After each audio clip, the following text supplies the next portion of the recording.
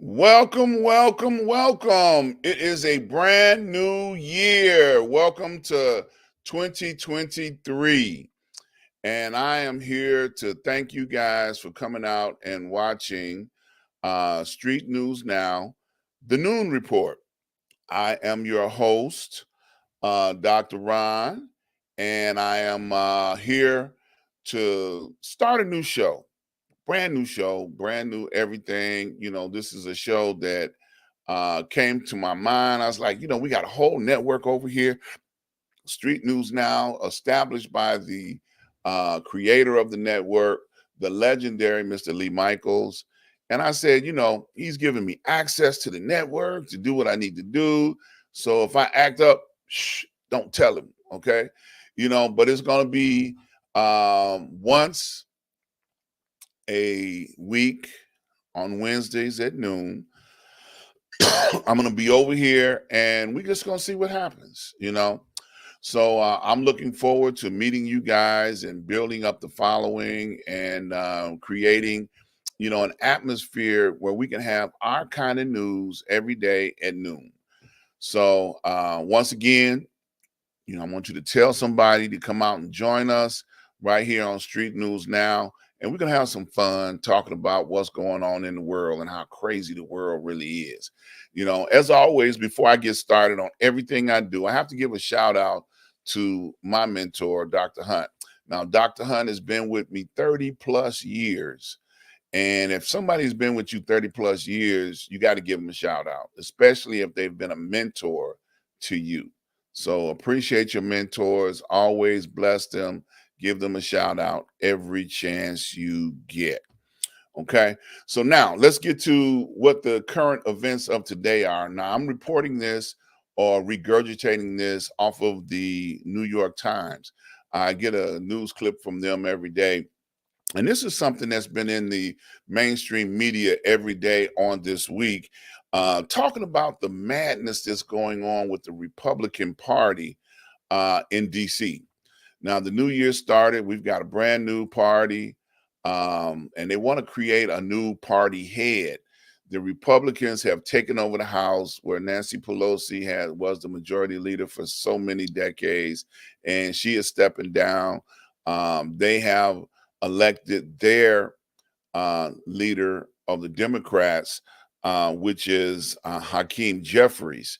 And it's interesting, the Republicans, have reached a roadblock in their voting process because they don't want McCarthy to take over the head of the party.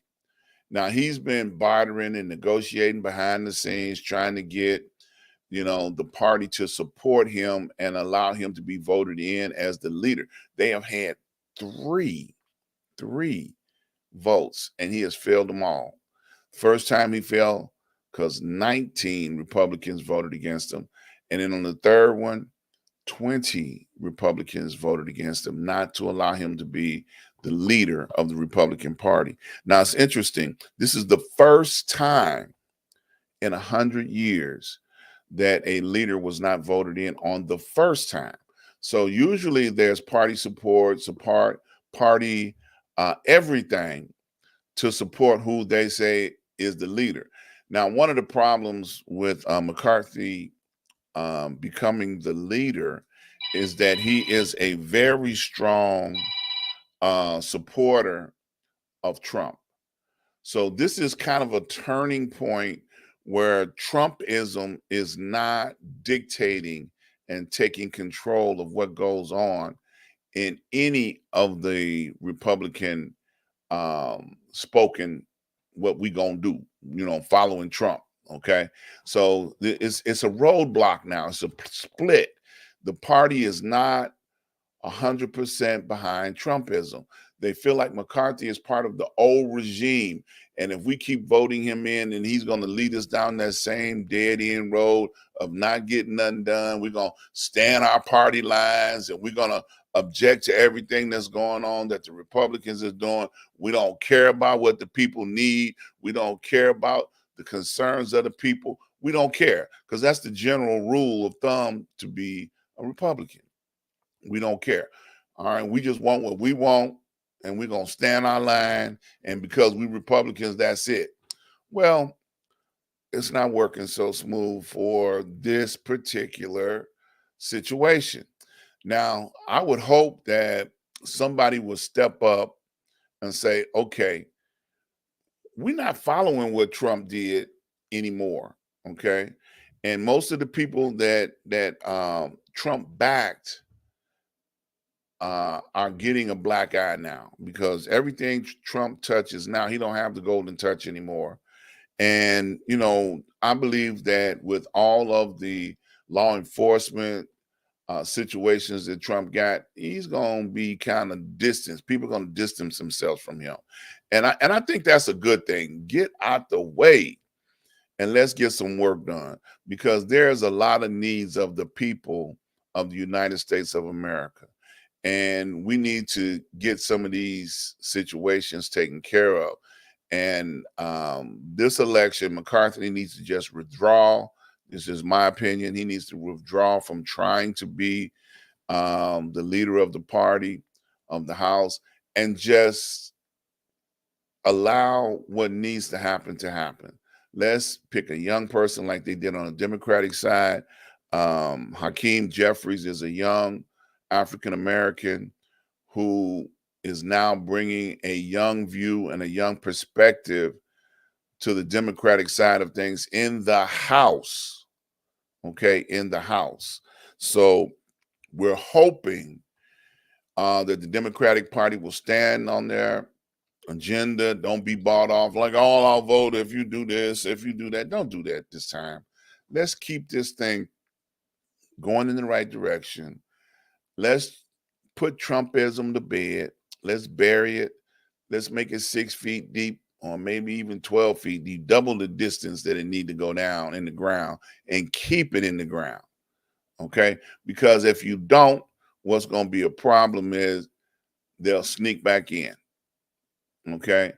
And everybody, just for those that are not paying attention to politics, everybody that Trump supported didn't make it. So, like I said, he doesn't have the golden touch anymore.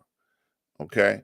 And he doesn't have the money anymore that he had. Okay. So that's the other thing, because he's good at buying what he wants. Okay. And tricking people into what he wants to do. So we definitely hope that the Republicans stand on no old school as business as usual and look to something new. Get a young person in there who wants to see something different change and happen out of DC. Okay.